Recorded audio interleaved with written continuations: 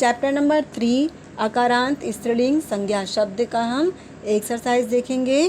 Question number 1 में है चित्रों के नाम संस्कृत में लिखें। चित्र दिए हुए हैं, हमको चित्र के अनुसार उनके नाम लिखने हैं। यहाँ पर जो भी चित्र हैं वो सभी स्त्रीलिंग प्रथमा विभक्ति एक वचन के ही चित्र हैं, मतलब यह सारे चित्र एक वचन के ही हैं। पहले पिक्चर में शिक्षिका है तो हम यहाँ पर लिखेंगे शिक्षिका। दूसरे पिक्चर में तराजू है, तराजू को संस्कृत में तुला कहते हैं तो आंसर आएगा तुला। थर्ड पिक्चर में माला का पिक्चर है तो माला को संस्कृत में भी माला ही लिखेंगे। फोर्थ पिक्चर बकरी, संस्कृत में अजा कहते हैं तो अजा लिखेंगे। फिफ्थ पिक्चर में नाक, नाक को संस्कृत में नासिका कहते हैं। सिक्स्थ पिक्चर में लता या बेल का पिक्चर है तो हम संस्कृत में इसको लता ही लिखेंगे। क्वेश्चन नंबर 2 में दिए गए शब्दों के अर्थ लिखें। शब्द आपके बुक में हैं अम्बा, भार्या, बाला, मुद्रिका, ग्रीवा, दुर्गा। आपको यहाँ पर आंसर मिलेगा। शब्द में कहूँगी, आंसर को आप इस क्वेश्चन के नीचे ही देखेंगे। अम्बा अर्थ माता, भार्या अर्थ पत्नी, बाला लड़की या कन्या, मुद्रिका का मुद्रिका भी है और अंगूठी भी हम लिख सकते हैं। ग्रीवा माने गर्दन या गला, दुर्वा माने दूब। क्वेश्चन नंबर 3 उचित शब्दों से रिक्त स्थानों को भरें। 2 कॉलम बने हुए हैं पुल्लिंग और स्त्रीलिंग के। छात्रः जो शब्द रूप है वो प्रथमा विभक्ति एक वचन का है तो हमको ठीक वैसे ही हमको एक वचन लेकिन स्त्रीलिंग के शब्द रूप के अनुसार लिखना है। अपोजिट, जैसे इस छात्र का हम क्या बोलते हैं, छात्रा बोलते हैं, बेटा का बेटी। ठीक वैसे ही यहाँ पर भी संस्कृत में हमको एक वचन के शब्द रूप को लिंग के अनुसार बदलना है। छात्रः का स्त्रीलिंग शब्द रूप होगा छात्रा। शिष्या का स्त्रीलिंग शब्द रूप लिखा हुआ है, हम इसको जब पुल्लिंग में बदलेंगे तो ये हो जाएगा शिष्यः।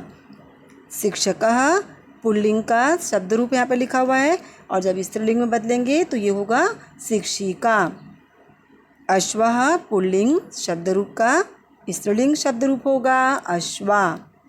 मूसिका स्त्रीलिंग शब्द रूप का पुल्लिंग में परिवर्तन जब करेंगे तो उसका शब्द रूप होगा मूसकः।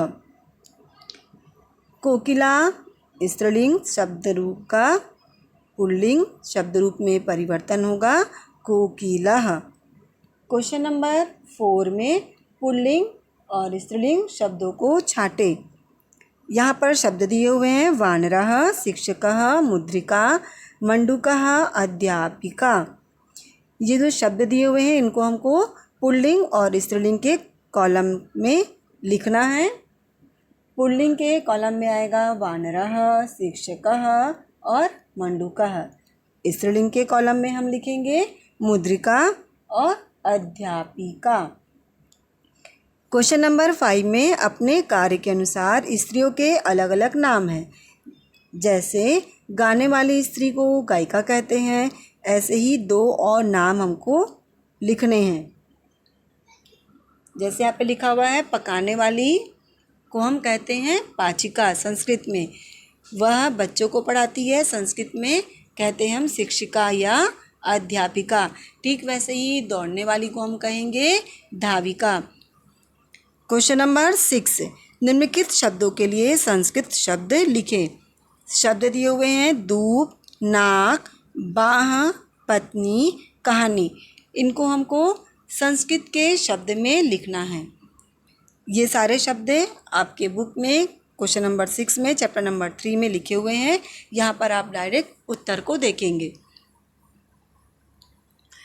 दूब दूर्वा, नाक नासिका, बाह भुजा, पत्नी भार्या, कहानी कथा। क्वेश्चन नंबर 7 में दिए गए शब्दों के लिए सही संस्कृत शब्द चुनें। माने यहाँ पर आपको करेक्ट 4 ऑप्शन दिए हुए हैं, एक करेक्ट आंसर को आपको टिक करना है। माता, माता को हम अम्बा कहते हैं, ग आंसर आएगा। सेकंड क्वेश्चन में फुलवारी लिखा हुआ है, फुलवारी को संस्कृत में वाटिका कहते हैं, क आंसर को टिक करेंगे। थर्ड में है जेल, जेल को संस्कृत में कारा कहते हैं, ख करेक्ट आंसर है। फोर्थ अंगूठी, अंगूठी को संस्कृत में मुद्रिका कहते हैं, ग करेक्ट आंसर है। क्वेश्चन नंबर 8, क्वेश्चन नंबर 8 में है संस्कृत में नाम लिखें।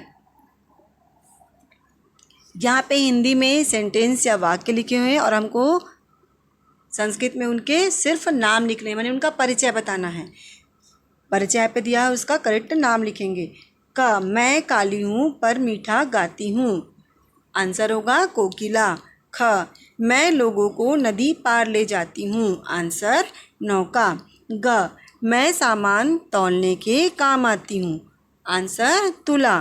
घ यहाँ कैदी रहते हैं, आंसर कारा। अंगा मैं खिलकर फूल बन जाती हूँ, आंसर कलिका। च वह बच्चों को पढ़ाती है, आंसर होगा शिक्षिका। आप सभी चैप्टर नंबर 3 के क्वेश्चन आंसर को शायद अच्छे से समझ गए होंगे। नेक्स्ट क्लास में हम चैप्टर नंबर 4 के एक्सरसाइज को देखेंगे।